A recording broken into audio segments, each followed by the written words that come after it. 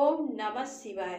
जय भोलेनाथ। आप सभी का हमारे YouTube चैनल पर हार्दिक स्वागत है।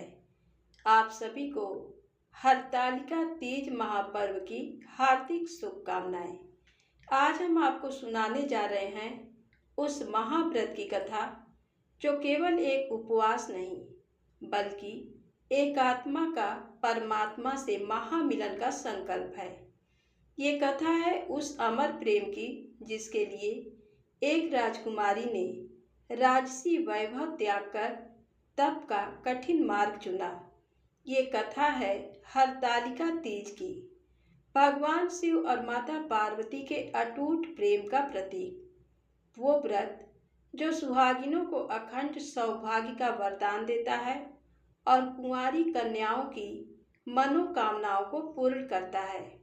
तो आइए श्रद्धा भाव से उस बड़ी ही दुर्लभ और दिव्य कथा को सुनते हैं जिसके श्रवण मात्र से हमारा जीवन धन्य हो जाता है। आज पवित्र भाद्रपद मास के शुक्ल पक्ष की तृतीया तिथि है। ये दिन देवादिदेव महादेव और जगत जननी माता पार्वती के अलौकिक, शाश्वत एवं अमर प्रेम को समर्पित महापर्व हरतालिका तीज के रूप में मनाया जाता है। ये केवल एक व्रत नहीं बल्कि आस्था, प्रेम, त्याग और संकल्प का एक जीवंत संगम है। इसी व्रत के पुण्य प्रताप से माता पार्वती ने अपने कठोर तप को सिद्ध कर भगवान शिव को पति के रूप में प्राप्त किया था। ये व्रत अखंड सौभाग्य को प्रदान करने वाला माना गया है। आज के दिन सूर्योदय से पूर्व जागकर स्नान ध्यान कर सौभाग्यवती स्त्रियां अपने पति की दीर्घायु, उत्तम स्वास्थ्य और यशस्वी जीवन की कामना के लिए सबसे कठिन व्रतों में से एक निर्जला व्रत का संकल्प लेती हैं। वे अन्न और जल का त्याग कर रात्रि में जागरण कर शिव पार्वती की आराधना में लीन रहती हैं। उनका ये त्याग और तपस्या माता पार्वती की उस महान साधना का ही एक अंश है जो उन्होंने शिव को पाने के लिए की थी। केवल सुहागिनें ही नहीं बल्कि कुमारी कन्याएं भी मन के अनुरूप भगवान शिव जैसे आदर्श पति की प्राप्ति के लिए इस व्रत को पूरी श्रद्धा और भक्ति के साथ रखती हैं। इस व्रत की महिमा का स्रोत इसकी दिव्य कथा में निहित है। ये एक ऐसी दुर्लभ कथा है जिसके श्रवण मात्र से हमारी समस्त मनोकामनाएं पूर्ण हो जाती हैं और जीवन में सुख समृद्धि का आगमन होता है। ये कथा उस समय की है जब कैलाश के दिव्य, शांत और मनोरम शिखर पर, जहाँ ब्रह्मांड का समस्त कोलाहल समाप्त हो जाता है, महायोगी शिव अपनी समाधि में लीन थे। उनके निकट ही जगत जननी माता पार्वती विराजमान थीं। सूत जी उस दिव्य दृश्य का वर्णन करते हुए कहते हैं, मैं उन माता पार्वती को प्रणाम करता हूँ जिनके केसों में मदार के श्वेत पुष्पों की वेणी सजी है और जो दिव्य वस्त्रों से विभूषित हैं, तथा उन दिगंबर शिव को बार बार प्रणाम करता हूँ जो गले में मुंडमाला धारण किए हुए भी परम सुशोभित हो रहे हैं।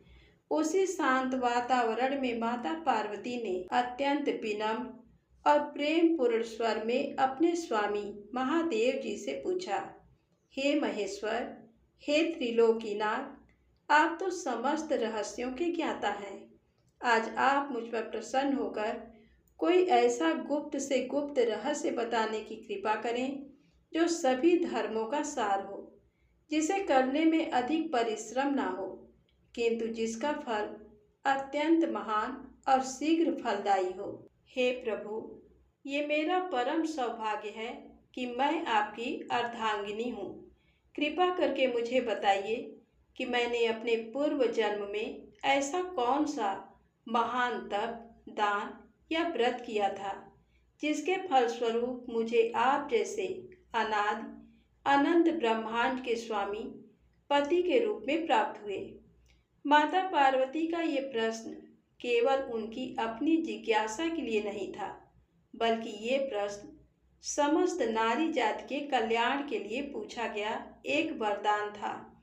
इसी प्रश्न के उत्तर में भगवान शिव ने हरतालिका व्रत के उस रहस्य को उजागर किया जो आज भी स्त्रियों को अखंड सौभाग्य प्रदान कर रहा है। तब शिव जी ने कहा, हे देवी, अब मैं तुमसे सर्वोत्तम व्रत का वर्णन करता हूँ, क्योंकि तुम मेरी प्रेयसी हो। अतः मैं तुमसे इस गुप्त व्रत को बतलाता हूँ। जिस प्रकार ताराओं में चंद्र, ग्रहों में सूर्य, चारों वर्णों ब्राह्मण, क्षत्रिय, वैश्य और शूद्र में ब्राह्मण, देवों में विष्णु, नदियों में गंगा, पुराणों में महाभारत, वेदों में सामवेद और इंद्रियों में मन श्रेष्ठ है, वैसे ही पुराण और वेद सब में इसका वर्णन आया है, जिसके प्रभाव से तुमको मेरा आधा आसन प्राप्त हुआ है। हे प्रिय, उसी का मैं तुमसे वर्णन करता हूँ, सुनो। भादो मास के तृतीया के दिन इस व्रत का अनुष्ठान मात्र करने से सभी पापों का नाश हो जाता है। तुमने पहले हिमालय पर्वत पर इसी महान व्रत को किया था, जो मैं तुम्हें सुनाता हूँ। पार्वती जी बोली, हे प्रभु, इस व्रत को मैंने किस लिए किया था, ये मुझे सुनने की इच्छा है, सो कृपा करके कहें।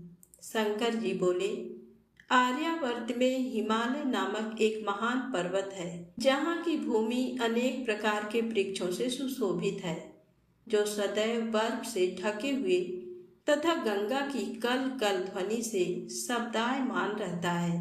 हे पार्वती जी, तुमने बाल्यकाल में उसी स्थान पर परम तप किया था और 12 वर्ष तक के महीने में जल में रहकर तथा बैसाख मास में अग्नि में प्रवेश करके तप किया। सावन के महीने में बाहर खुले में निवास कर अन्न त्याग कर तप करती रही। तुम्हारे उस कष्ट को देखकर तुम्हारे पिता को बड़ी चिंता हुई। चिंता में वह सोचने लगे कि मैं इस कन्या का विवाह किससे करूं। एक दिन नारद जी वहां आए और देवर्षि नारद ने तुम सैन पुत्री को देखा। तुम्हारे पिता हिमालय ने देवर्षि को अर्घ पाद्य आसन देकर सम्मान सहित बिठाया और कहा, हे मुनीश्वर, आपने यहाँ तक आने का कष्ट कैसे किया, कहें क्या आज्ञा है। नारद जी बोले, हे गिरिराज, मैं विष्णु भगवान का भेजा हुआ यहाँ आया हूँ। तुम मेरी बात सुनो। आप अपनी कन्या को उत्तम वर को दान करें। ब्रह्मा, इंद्र, शिव आदि देवताओं में विष्णु भगवान के समान कोई भी उत्तम नहीं है। इसलिए मेरे मत से आप अपनी कन्या का दान भगवान विष्णु को ही दें। हिमालय बोले, यदि भगवान वासुदेव स्वयं ही कन्या को ग्रहण करना चाहते हैं और इस कार्य के लिए ही आपका आगमन हुआ है, तो वह मेरे लिए गौरव की बात है। मैं अवश्य उन्हें ही दूंगा। हिमालय का ये आश्वासन सुनते ही देवर्षि नारद जी आकाश में अंतर ध्यान हो गए और भगवान विष्णु के पास पहुंचे। नारद जी ने हाथ जोड़कर भगवान विष्णु से कहा, हे प्रभु, आपका विवाह कार्य निश्चित हो गया है। इधर हिमालय ने पार्वती जी से प्रसन्नता पूर्वक कहा, हे पुत्री, मैंने तुमको गरुड़ ध्वज भगवान विष्णु को अर्पण कर दिया है। पिता के इन वाक्यों को सुनते ही पार्वती जी अपनी सहेली के घर गईं और पृथ्वी पर गिरकर अत्यंत दुखित होकर विलाप करने लगी। उनको विलाप करते हुए देखकर सखी बोली, हे देवी, तुम किस कारण से दुखी हो, मुझे बताओ, मैं अवश्य ही तुम्हारी इच्छा पूरी करूंगी। पार्वती बोली, हे सखी, मेरी जो मन की अभिलाषा है उसे सुनाती हूँ। मैं महादेव जी को वरण करना चाहती हूँ। मेरे इस कार्य को पिताजी ने बिगाड़ना चाहा है, इसलिए मैं निसंदेह इस शरीर का त्याग करूंगी। पार्वती के इन वचनों को सुनकर सखी ने कहा, जिस वन को तुम्हारे पिताजी ने न देखा हो, तुम वहां चली जाओ।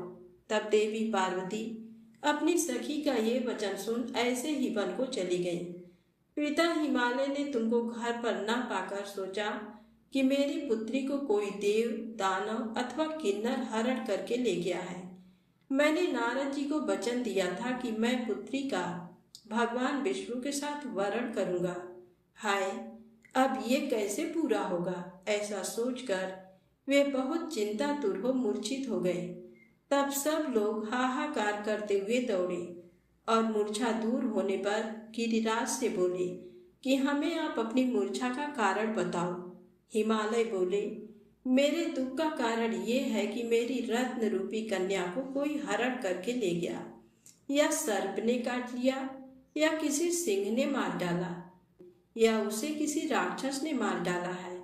इस प्रकार कहकर गिरिराज दुखित होकर ऐसे कांपने लगे जैसे तीव्र वायु के चलने पर कोई वृक्ष कांपता है। उसके बाद, हे पार्वती, तुम्हें गिरिराज साथियों सहित घने जंगल में ढूंढने निकले। तुम भी सखी के साथ भयानक जंगल में घूमती हुई वन में एक नदी के तट पर एक गुफा में पहुंची। उस गुफा में तुम अपनी सखी के साथ प्रवेश कर गई, जहां तुम अन्न जल का त्याग करके बालू का लिंग बनाकर मेरी आराधना करती रही। उस समय पर भाद्रपद मास की हस्त नक्षत्र युक्त तृतीया के दिन तुमने मेरा विधि विधान से पूजन किया तथा रात्रि को गीत गायन करते हुए जागरण किया। तुम्हारे उस महाव्रत के प्रभाव से मेरा आसन डोलने लगा। मैं उसी स्थान पर आ गया जहां तुम और तुम्हारी सखी दोनों थी। मैंने आकर तुमसे कहा, हे वरानने, मैं तुमसे प्रसन्न हूँ। फिर तुमने मुझसे वरदान मांगा। तब तुमने कहा कि हे देव, यदि आप मुझसे प्रसन्न हैं तो आप महादेव जी ही मेरे पति हो। मैं तथास्तु ऐसा कहकर कैलाश पर्वत को चला गया और तुमने प्रभात होते ही मेरी उस बालू की प्रतिमा को नदी में विसर्जित कर दिया। हे सुबह, तुमने वहां अपनी सखी सहित व्रत का पारायण किया। इतने में तुम्हारे पिता हिमवान भी तुम्हें ढूंढते ढूंढते उसी घने वन में आ पहुंचे। उस समय उन्होंने नदी के तट पर 2 कन्याओं को देखा तो ये तुम्हारे पास आ गए और तुम्हें हृदय से लगाकर रोने लगे। बोले, बेटी, तुम्हें सिंह, व्याघ्र आदि युक्त घने जंगल में क्यों चली आई? तुमने कहा, हे पिता, मैंने पहले ही अपना शरीर शंकर जी को समर्पित कर दिया था, लेकिन आपने नारद जी को कुछ और बोल दिया, इसलिए मैं महल से चली आई। ऐसा सुनकर हिमवान ने तुमसे कहा कि मैं तुम्हारी इच्छा के विरुद्ध ये कार्य नहीं करूँगा। तब वे तुम्हें लेकर घर को आए और तुम्हारा विवाह मेरे साथ कर दिया। हे प्रिय, उसी व्रत के प्रभाव से तुमको मेरा अर्धासन प्राप्त हुआ है। इस व्रत राज को मैंने अभी तक किसी के सम्मुख वर्णन नहीं किया है। हे देवी, अब मैं तुम्हें ये बताता हूँ कि इस व्रत का ये नाम क्यों पड़ा। तुमको सखियां हरण करके ले गई थी, इसलिए हरतालिका नाम पड़ा। पार्वती जी बोली, हे स्वामी, आपने इस व्रतराज का नाम तो बता दिया, लेकिन मुझे इसकी विधि और फल भी बताइए कि इसके करने से किस फल की प्राप्ति होती है। तब भगवान शंकर जी बोले, सौभाग्य की इच्छा रखने वाली महिलाओं को ये व्रत पूरे विधि विधान के साथ करना चाहिए। व्रत में केले के खंभों से मंडप बनाकर उसे बंधन वारों से सुशोभित करें। उसमें विविध रंगों के उत्तम रेशमी वस्त्र की चांदनी ऊपर तान दें। चंदन आदि सुगंधित द्रव्यों का लेपन करके महिलाएं एकत्रित हों। शंख, भेरी, मृदंग आदि बजावें। विधि पूर्वक मंगलाचार करके श्री गौरी शंकर की बालू निर्मित प्रतिमा स्थापित करें। फिर भगवान शिव पार्वती जी का गंध, धूप, पुष्प आदि से विधि पूर्वक पूजन करें। अनेकों नैवेद्यों का भोग लगावें और रात्रि को जागरण करें। नारियल, सुपारी, नींबू, लौंग, अनार, नारंगी आदि ऋतु फलों तथा फूलों को एकत्रित करके धूप, दीप आदि से पूजन करके कहें, हे कल्याण स्वरूप शिव, हे मंगल रूप शिव, हे मंगल रूप महेश्वरी, हे शिवे, सब कामनाओं को देने वाली देवी, कल्याण रूप तुम्हें नमस्कार है। कल्याण स्वरूप माता पार्वती, हम तुम्हें नमस्कार करते हैं। भगवान शंकर जी को सदैव नमस्कार करते हैं। हे ब्रह्मरूपिणी, जगत का पालन करने वाली माँ, आपको नमस्कार है। हे सिंहवाहिनी, मैं सांसारिक भय से व्याकुल हूँ, आप मेरी रक्षा करो। हे महेश्वरी, मैंने इसी अभिलाषा से आपका पूजन किया है। हे पार्वती माता, आप मेरे ऊपर प्रसन्न होकर मुझे सुख और सौभाग्य प्रदान कीजिए। इस प्रकार के शब्दों द्वारा उमा सहित शंकर जी का पूजन करें। विधि पूर्वक कथा सुनकर गौ, वस्त्र, आभूषण आदि ब्राह्मणों को दान करें। इस तरह एक चित्त होकर स्त्री पुरुष दोनों एक साथ पूजन करें। फिर वस्त्र आदि जो कुछ हो उसका संकल्प करें। हे देवी, जो स्त्री इस प्रकार पूजन करती है वह सब पापों से छूट जाती है और उसे 7 जन्म तक सुख तथा सौभाग्य प्राप्त होता है। जो स्त्री तृतीया तिथि का व्रत न कर अन्न भक्षण करती है तो वह 7 जन्म तक बंध्या रहती है और उसको 7 जन्मों तक विधवा होना पड़ता है। वह सदा दरिद्री, पुत्र शोक से शोकाकुल, स्वभाव की लड़ाकी, सदा दुख भोगने वाली होती है। उपवास न करने वाली स्त्री अंत में घोर नरक में जाती है। तीज को अन्न खाने से सूकरी, फल खाने से बंदरिया, पानी पीने से जोंक, दूध पीने से सौंपिन, मांसाहार करने से बाघिन, दही खाने से बिल्ली, मिठाई खाने से चींटी और सब खाने से मक्खी होती है। उस रोज सोने से अजगरी और पति को धोखा देने से मुर्गी होती है। इसलिए हर स्त्रियां व्रत अवश्य करें। दूसरे दिन सुवर्ण, चांदी, तांबा तथा बांस के पात्र में अन्न भरकर ब्राह्मण को दान दें और पारण करें। जो स्त्री इस प्रकार व्रत करती है वह मेरे समान पति पाती है और जब वह मरने लगती है तो तुम्हारे समान उसका रूप हो जाता है। सब प्रकार के सांसारिक भोग और सायुज्य मुक्ति मिल जाती है। इस हरतालिका की व्रत कथा मात्र सुन लेने से प्राणी को 1000 अश्वमेध और सैकड़ों वाजपेय यज्ञ करने का फल प्राप्त होता है। देवी, मैंने ये सब व्रतों में उत्तम व्रत बतलाया जिसके करने से प्राणी सब पापों से छूट जाता है। इसमें कुछ भी संशय नहीं है। तो बोलिए शंकर भगवान गौरी माता की जय हो। आप आइए सुने मनोकामनाओं की पूर्ति करने वाली भगवान शिव और माता पार्वती की बड़ी ही सुंदर कथा को सुनते हैं। कथा के अनुसार माता पार्वती ने भगवान शिव को अपने पति रूप में पाने के लिए सैकड़ों वर्षों तक कठोर तप किया था। उनकी तपस्या को देखकर देवताओं ने शिव जी से देवी पार्वती की मनोकामना पूरी करने की प्रार्थना की थी। इसके बाद भोलेनाथ ने सप्त ऋषियों को पार्वती जी की परीक्षा लेने के लिए भेजा। इस परीक्षा के दौरान सप्त ऋषियों ने शिव जी के ढेरों अवगुणों को बताते हुए माता पार्वती से शिव जी से विवाह न करने को कहा, लेकिन पार्वती जी अपने निर्णय से टस से मस नहीं हुई। इस पर खुद भोलेनाथ ने माता पार्वती की परीक्षा लेने का निर्णय लिया। माता पार्वती के तप से प्रसन्न होकर शंकर जी उनके सामने प्रकट हुए और उन्हें वरदान देकर अंतर ध्यान हो गए।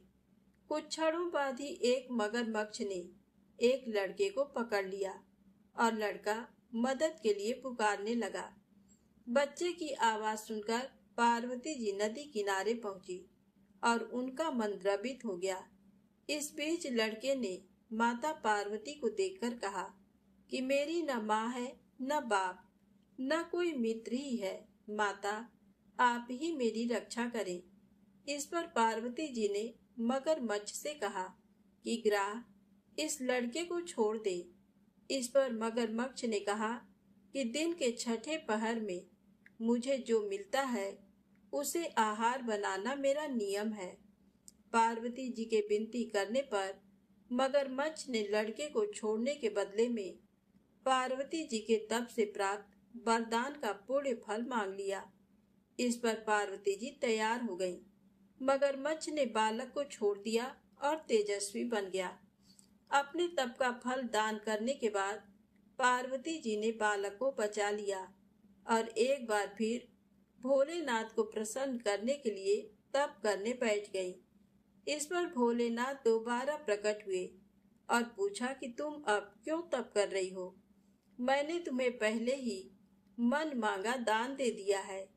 इस पर पार्वती जी ने अपने तप का फल दान करने की बात कही।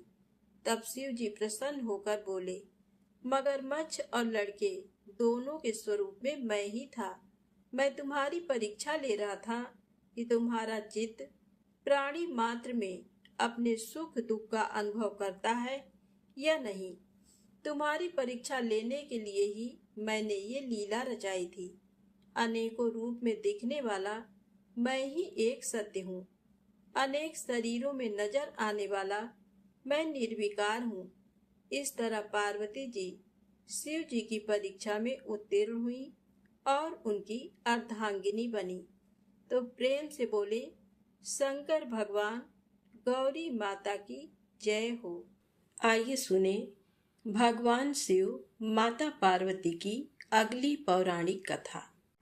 एक बार नारद जी ने भोलेनाथ की स्तुति कर पूछा, प्रभु आपको प्रसन्न करने के लिए सबसे उत्तम और सुलभ साधन क्या है? हे त्रिलोकीनाथ, आप तो निर्विकार और निष्काम हैं। आप सहज ही प्रसन्न हो जाते हैं। फिर भी मेरी जानने की इच्छा है कि आपको क्या प्रिय है। तब शिव जी बोले, नारद जी, वैसे तो मुझे भक्त के भाव सबसे प्रिय हैं। फिर भी आपने पूछा है तो बताता हूँ। मुझे जल के साथ साथ बिल्व पत्र बहुत प्रिय हैं। जो अखंड बिल्व पत्र मुझे श्रद्धा से अर्पित करते हैं, मैं उन्हें अपने लोक में स्थान देता हूँ। नारद जी भगवान शंकर और माता पार्वती की वंदना कर अपने लोक को चले गए। उनके जाने के पश्चात पार्वती जी ने शिव जी से पूछा, हे प्रभु, मेरी ये जानने की बड़ी उत्कट इच्छा हो रही है कि आपको बिल्व पत्र इतने प्रिय क्यों हैं? कृपा करके मेरी जिज्ञासा शांत करें। तब शिव जी बोले, हे शिवे, बिल्व के पत्ते मेरी जटा के समान हैं। उसका त्रिपत्र यानी 3 पत्ते ऋग्वेद, यजुर्वेद और सामवेद हैं। शाखाएं समस्त शास्त्र का स्वरूप हैं। बिल्व वृक्ष को आप पृथ्वी का कल्प वृक्ष समझें, जो ब्रह्मा विष्णु शिव स्वरूप हैं। स्वयं महालक्ष्मी ने शैल पर्वत पर बिल्व वृक्ष रूप में जन्म लिया था। ये सुनकर पार्वती जी कौतूहल में पड़ गईं। उन्होंने पूछा, देवी लक्ष्मी ने आखिर बिल्व वृक्ष का रूप क्यों लिया? आप ये कथा विस्तार से कहें। तब भोलेनाथ ने माता पार्वती को कथा सुनानी शुरू की। हे देवी, सतयुग में ज्योति रूप में मेरे अंश का रामेश्वर लिंग था। ब्रह्मा आदि देवों ने उसका विधिवत पूजन अर्चन किया था। फलतः मेरे अनुग्रह से वाग देवी सबकी प्रिया हो गई।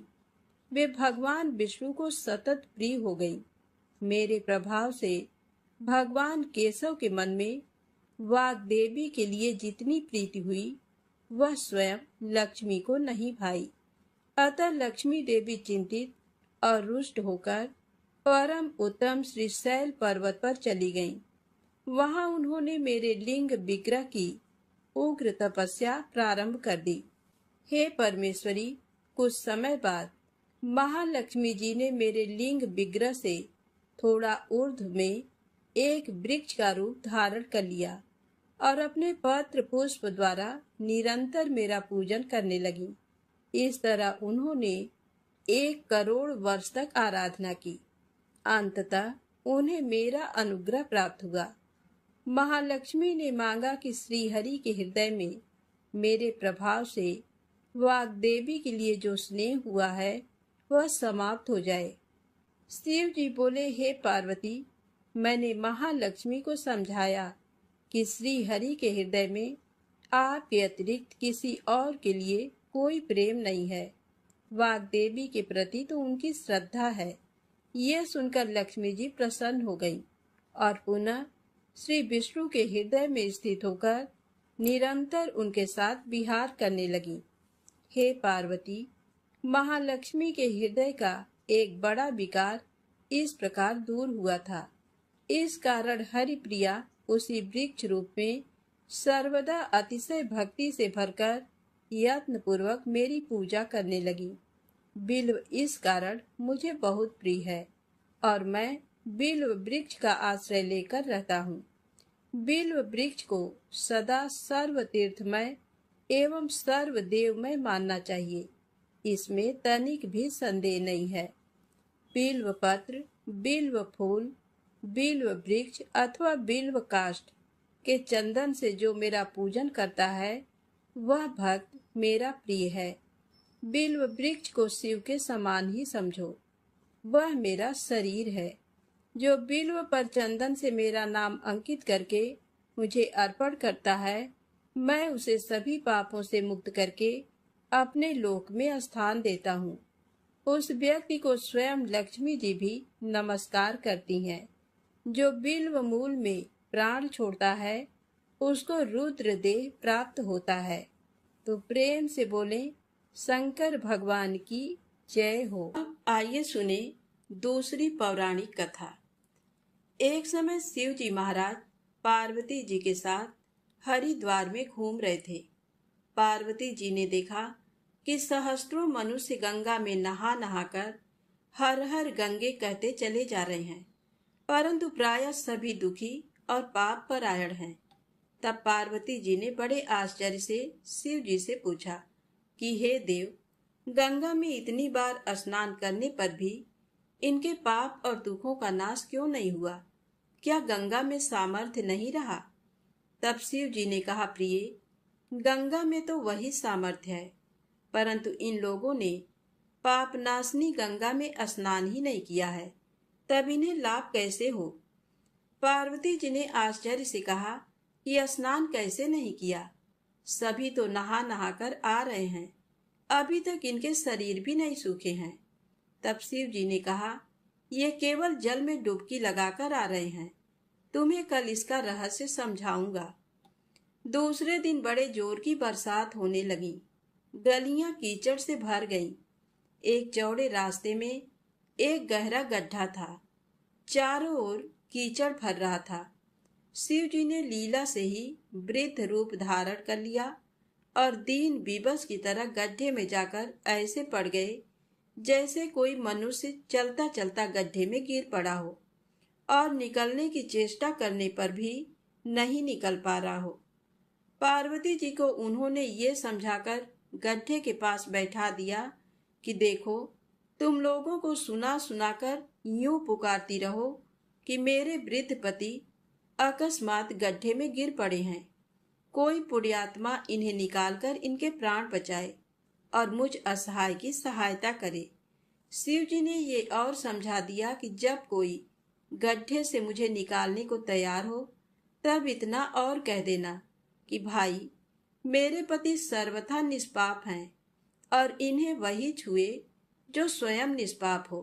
यदि आप निष्पाप हैं तभी इनको हाथ लगाइए, नहीं तो हाथ लगाते ही आप भस्म हो जाएंगे।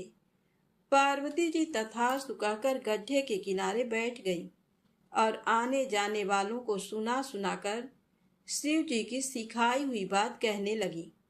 गंगा में नहाकर लोगों के दल आ रहे हैं।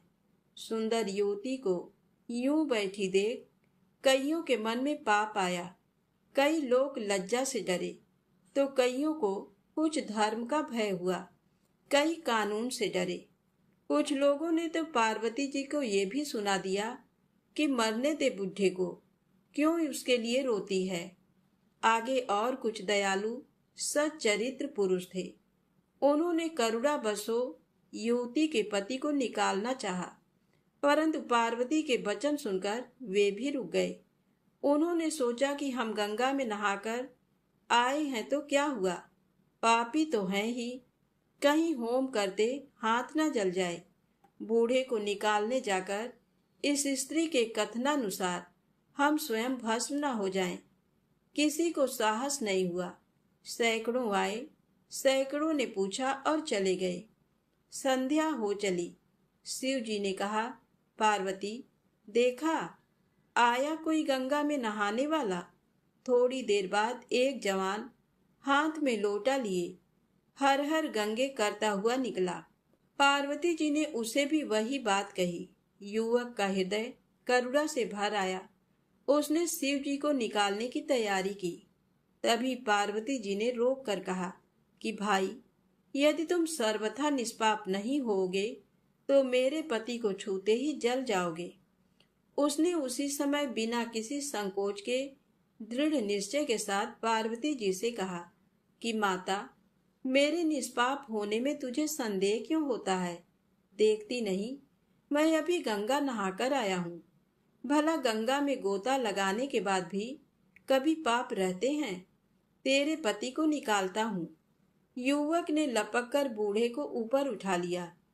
शिव जी और पार्वती जी ने उसे अधिकारी समझकर अपना असली स्वरूप प्रकट कर उसे दर्शन देकर कृतार्थ किया। शिव जी ने पार्वती से कहा कि इतने लोगों में से इस एक ने ही गंगा स्नान किया है। इसी दृष्टांत के अनुसार जो लोग बिना श्रद्धा और विश्वास के केवल दम्भ के लिए गंगा स्नान करते हैं, उन्हें वास्तविक फल नहीं मिलता। परंतु इसका ये मतलब नहीं कि गंगा स्नान व्यर्थ जाता है। विश्वास के साथ किए गए गंगा स्नान का मिलता है वास्तविक फल। शिव जी ने कहा, मैं आपसे भली भांति निश्चित किया हुआ सिद्धांत कहता हूँ। मेरे वचन मिथ्या नहीं है कि जो मनुष्य श्रीहरि का भजन करते हैं वे अत्यंत दुस्तर संसार सागर को सहज ही पार कर जाते हैं। तो प्रेम से बोलें, शंकर भगवान की जय हो, गौरी माता की जय हो। शीस गंगयर्धंग पार्वती सदा विराजत कैलासी। नंदी भृंगी नृत्य करत हैं, धरत ध्यान सुर सुख राशि। शीतल मंद सुगंध पवन बह, बैठे हैं शिव अविनाशी। करत गान गंधर्व सप्त स्वर, राग रागिनी मधुरासी। यक्ष रक्ष भैरव जह डोलत, बोलत हैं बन के वासी। कोयल शब्द सुनावत सुंदर, भ्रमर करत है गुंजासी। कल्प द्रुम अरु पारिजात तरु, लाग रहे हैं लक्षासी। कामधेनु कोटिन जह डोलत, करत दुग्ध की बरसासी। सूर्यकांत सम पर्वत शोभित, चंद्रकांत सम हिम राशि। नित्य छहो ऋतु रहत सुशोभित, सेवत सदा प्रकृति दासी।